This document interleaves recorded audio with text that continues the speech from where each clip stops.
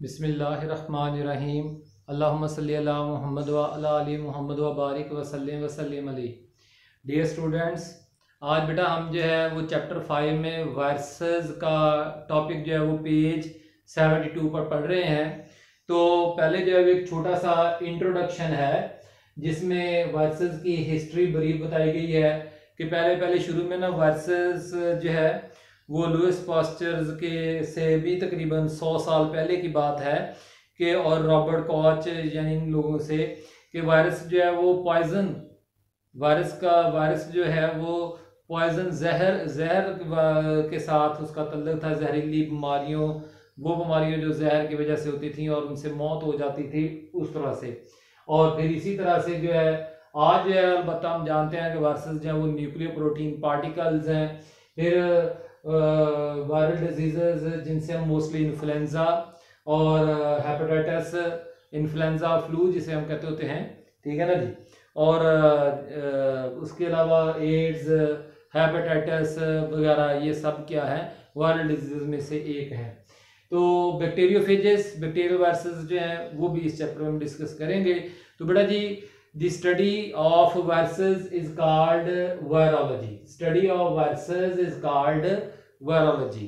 तो अब इंट्रोडक्शन आपकी किताब में कुछ इस तरह से बयान किया गया। About a century ago at the time of Louis Pasteur 1822 to 1895 and Robert Koch 1843 to 1910. The word virus was generally referred to as poison. ठीक है ना जी। शुरू में वायरस को क्या समझा जाता था? एक ऐसा जहर जो कि पहले बीमारी पैदा करता है, फिर उसके बाद मौत की वजह बनता है। तो द प्रेजेंट नोशन का मतलब है अजहार। नोशन का अंडरलाइन करें, ऊपर लिख लें, अजहार, रिप्रेजेंटेशन, ठीक है ना जी, एक्सप्रेशन जो है और वायरस इज इंटायरली डिफरेंट। वो मुकम्मल तौर पर एक मुख्तलिफ किस्म का कंसेप्ट है। Now viruses recognized as nucleoprotein particles, ठीक है ना जी। तो particles of nucleic acid often with the protein coat. They replicate in living cells. Replicate तादाद बढ़ाना, अपनी कॉपियां पैदा करना। replicate का मतलब क्या होता है? कॉपी पैदा करना, ठीक है ना। to produce their copies, replicating to produce their copies, अपनी कॉपी पैदा करते हैं in living cells, ठीक है। लिविंग सेल्स के बगैर अलावा जो है ये डेड होते हैं, खुद सेल्स नहीं है। And cause many diseases such as influenza, hepatitis, smallpox, AIDS, polio वगैरह वगैरह। तो बेटा जी, in this section the focus is on the properties of viruses and यानी characteristics of viruses and life cycles of bacterial viruses. Bacterial viruses को क्या कहते हैं? बैक्टीरियोफेजेस, इस तरह से। तो discussed will be discussed in this section the branch which deal with study of viruses known as virology. अब इंट्रोडक्शन के बाद बेटा जी हम बात करेंगे जो है वर्ड मीनिंग्स की। किसकी जो है वर्ड मीनिंग जो है। तो बेटा जी पहले the word virus is derived from Latin word venom, ठीक है जी। लातीनी जुबान में लफ्ज विनोम से वायरस का लफ्ज लिया गया है और विनोम का मतलब अंग्रेजी में पॉइजन होता है, उर्दू में जहर होता है, ठीक है ना जी। तो अब इसका डेफिनेशन वायरसेस की या वायरस की डेफिनेशन क्या है? It is defined as non cellular infectious entities. Entities का मतलब होता है पार्टिकल्स। एंटिटीज का मतलब क्या होता है? पार्टिकल्स। याद रखें, एंटिटीज मीन एंटिटीज का मतलब पार्टिकल्स, ठीक है ना जी। तो इन्फेक्शियस जो है वो डिजीज पैदा करने वाले जो है particles, agents which contain either RNA और डीएनए, नॉर्मली इनकेस्ड का मतलब बेटा जी क्या है? इनकेस्ड का मतलब है enclosed in proteinaceous coat and reproduce in living cells only. याद रखें, वायरसेस खुद नॉन सेलुलर हैं लेकिन अपनी कॉपी, अपनी तादाद किन में बढ़ाते हैं? लिविंग सेल्स के अंदर। इसलिए वायरसेस को ऑब्लिगेट पैरासाइट्स कहा जाता है। ऐसा क्यों है? Because they use the host biosynthetic machinery. Host के सेल ऑर्गेनेलीज, हॉस्ट सेल के cell organelles, mitochondria, chloroplast, ribosomes वगैरह, इन उसी के एंजाइम्स का ज्यादा इस्तेमाल करते हैं for of the host for its own synthesis, अपने पार्टिकल्स तैयार करने, अपना बिल्डिंग मटीरियल, उसका अपना बिल्डिंग मटीरियल क्या है, प्रोटीन्स और न्यूक्लिक एसिड है, ठीक हो गया ना जी। तो वो तैयार कर लेते हैं एंड देन ट्रांसफर देमसेल्व्स, और फिर बड़े अच्छे एफिशिएंटली यानी बड़े ये इफेक्टिवली जो है, बड़े आराम से जो है वो एक इन्फेक्टेड सेल से दूसरे हॉस्ट सेल के अंदर जो है वो मुंतकिल हो जाते हैं। आजकल कोविड-19 का जो वायरस है वो देख लें, टच के जरिए से ही फैल बिखर रहा है एक से दूसरे में। तो अब बेटा जी कुछ जो है वो वैक्सीन एंड वायरल डिजीजेस, इनका आपस में बड़ा गहरा तल्लक है। पहली डिजीजेस जिनके अगेंस्ट वैक्सीन तैयार की गई थी वो बैक्टीरियल डिजीज नहीं थी, हालांकि बैक्टीरियल डिजीज पहले डिस्कवर हो चुकी थी, फंगल डिजीज भी डिस्कवर हो चुकी थी। वायरल डिजीज के मतलब हम बहुत कम जानते थे, वायरसेस के मतलब हमें कोई बेसिक नॉलेज भी नहीं था, लेकिन जो वैक्सीनेशन की टेक्निक है जो कि एक बड़ी इफेक्टिव किस्म की प्रिवेंटिव मेजर भी है, ठीक है ना जी, वो वायरसेस के अगेंस्ट ही पहली मरतबा मतलब डिस्कवर हुई यानी तैयार हुई, डेवलप हुई। Some viral diseases have been known for centuries, सदियों से जो है वो हम जा रहे थे। In fact the first infectious disease against which effective method of prevention, बीमारी कहते नहीं परहेज इलाज से बेहतर है, तो परहेज के तौर पर जो पहली टेक्निक थी वैक्सीनेशन, बड़ी इफेक्टिव टेक्निक है, वाज डेवलप्ड। आज भी कहते हैं वैक्सीन बन जाएगी कोविड-19 के और 2 माह लग जाएंगे और फिर जो है वो लोग ट्रीट उसके, तो वो लोगों को वैक्सीन लगाई जाएगी ताकि उनको वायरस ना उनके अंदर अगर जाए भी तो बीमारी पैदा ना करे, ठीक हो गया। वायरसेस को जो है वो ट्रीटमेंट नहीं है, एक प्रिवेंटिव मेजर के तौर पर वैक्सीन आएगी। तो developed was a viral disease जो पहली थी। तो 1796 में जो है एडवर्ड जेनर जो है उसने क्या किया, कॉपॉक्स के मटेरियल से, ये छोटा सा प्रोसीजर है ये ABCDE में, cowpox material from the lesions of milkmaid, जो है दूध होने वाला जो ग्वाला था या जो भी, उसके जख्मों से उसने कॉपॉक्स के जो सिम्टम्स थी वहां पे बनी हुई थी। तो कॉपॉक्स से लोग इंसान नहीं मर रहे थे, मर किससे रहे थे, स्मॉल पॉक्स से। कॉपॉक्स को बड़ी चीजें कहा जाता है उर्दू में और स्मॉल पॉक्स को छोटी चीजें कहा जाता है। उस वक्त 1796 की बात हम कर रहे हैं, उस वक्त जो है स्मॉल पॉक्स से लोग हजारों की तादाद में मर रहे थे, जैसे अभी आपने कोविड-19 में देखा, यानी उस वक्त वो एपिडेमिक थी। तो लेकिन कॉपॉक्स से नहीं मरते थे। तो उसने उसने ये ऑब्जर्वेशन ली कि जिन लोगों को कॉपॉक्स हो जाती है ना, उनको स्मॉल पॉक्स बीमारी नहीं होती। अब ये उसका मफरूजा था।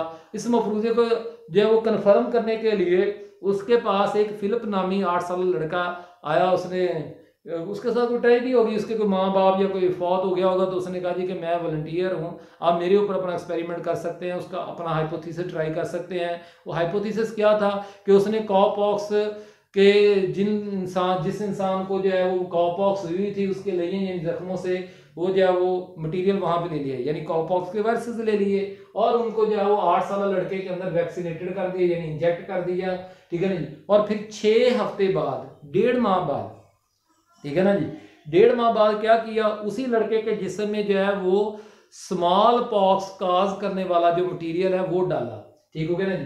पस फ्रॉम स्मॉल पॉक्स विक्टिम, वो लोग जो स्मॉल पॉक्स से मरे थे या मरीज थे जिनमें स्मॉल पॉक्स वाली सिम्टम्स थी, उनसे पास डेड सेल्स लिए और उस लड़के के जिस्म में डाल दिए।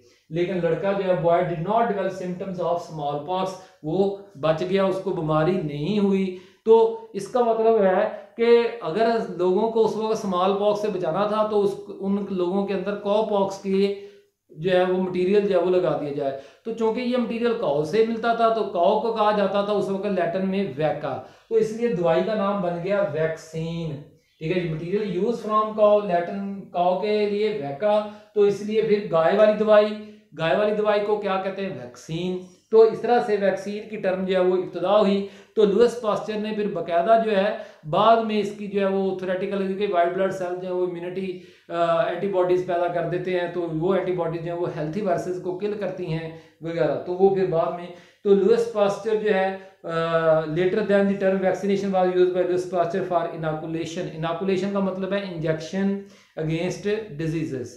तो बेटा जी अब आ गया है डिस्कवरी ऑफ वायरसेस। क्या आ गया है?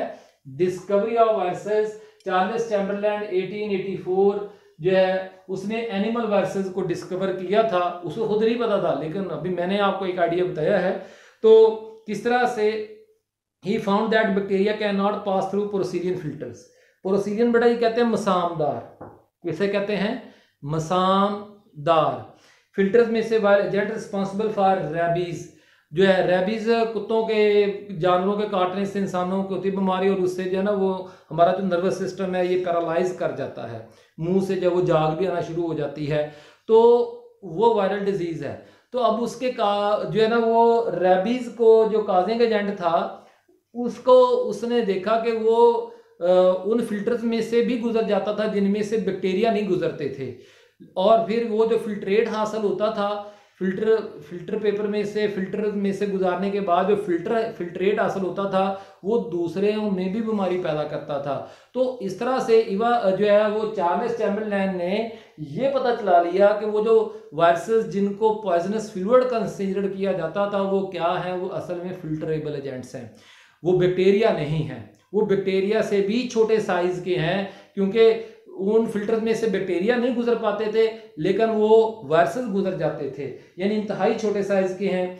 विच is transfer to human by rabies, a disease which is transferred to human by bats or rabbits, foxes, cats, bats and other animals can pass through these filters as in those days। जैसा कि उन दिनों में क्या consider किया जाता था, इसको हाईलाइट करें, इसको हाईलाइट करें क्या जी, as in those days the virus was loosely used to describe any toxic substance that caused disease।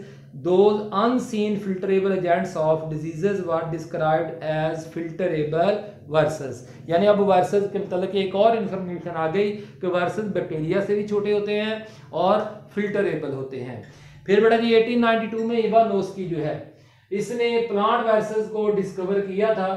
तो causing agent of tobacco mosaic disease जो है वाज आल्सो फिल्टरेबल, ठीक है, वो भी फिल्टरेबल था। उसने क्या तरीका कार इख्तियार किया कि तंबाकू के जो है वो पौधे जिनके पत्तों के ऊपर जो है वो टोबैको मोज़ेक डिजीज की सिम्टम नजर आती थी, उन पत्तों को लिया, ग्राइंड किया और फिर उसका जो है फिल्ट्रेट हासिल किया, फिर उस फिल्ट्रेट को जो है डाइल्यूट करके अगले हेल्थी प्लांट्स के ऊपर जब वो स्प्रे करता था तो उनमें भी टोबैको मोज़ेक डिजीजेस पैदा हो जाती थी। तो इस एक्सपेरिमेंट से साबित हो गया कि वाकई ही जो है वो वायरसेस क्या है, फिल्टरेबल एजेंट्स हैं, और जब उस फिल्ट्रेट को वो गर्म करता था तो तब जो है वो डिजीज पैदा नहीं होती थी। इसका मतलब गर्म करने पे वायरसेस से बचाया, गर्म करने से, हीट करने से वायरसेस जो है वो डी नेचर हो जाते हैं, प्रोटीन के जो बने होते हैं जी। तो देखिए किताब में 1892 नोस्की discovered that agent which cause tobacco mosaic disease was filterable। he obtained bacteria free filtrate from the ground of infected plants, ठीक है, पत्तों को रगड़ के उसको उसका महलूल बनाया, फिर उसको फिल्टर कर लिया, जो फिल्ट्रेट था, ठीक है ना जी, उसको जब उसने हेल्थी लीव्स के ऊपर रखा तो उनमें बीमारी पैदा हो गई। he observed that filtrate produced the disease in healthy plants। after that the presence of similar filter passing ultra microscopic, यानी माइक्रोस्कोप से भी ना नजर आने वाले जो है वो agents was seen in the victim of many diseases like foot mouth diseases। 1898 में इस डिजीज के भी एजेंट्स फिल्टरेबल थे, इसलिए इसको भी वायरल डिजीज का नाम दे दिया गया। और इसी तरह से जो है येलो फीवर जो है इसका भी जो एजेंट्स थे वो भी फिल्टरेबल थे, काजिंग एजेंट्स, तो इसलिए उनको भी वायरल डिजीज का नाम दे दिया गया। तो बेटा ये crystallization of tobacco mosaic virus, वो जो फिल्टरेबल एजेंट्स थे जो कि टोबैको मोज़ेक डिजीज करते थे, उसका नाम, उस वायरस का क्या नाम रख दिया गया, टोबैको मोज़ेक वायरस।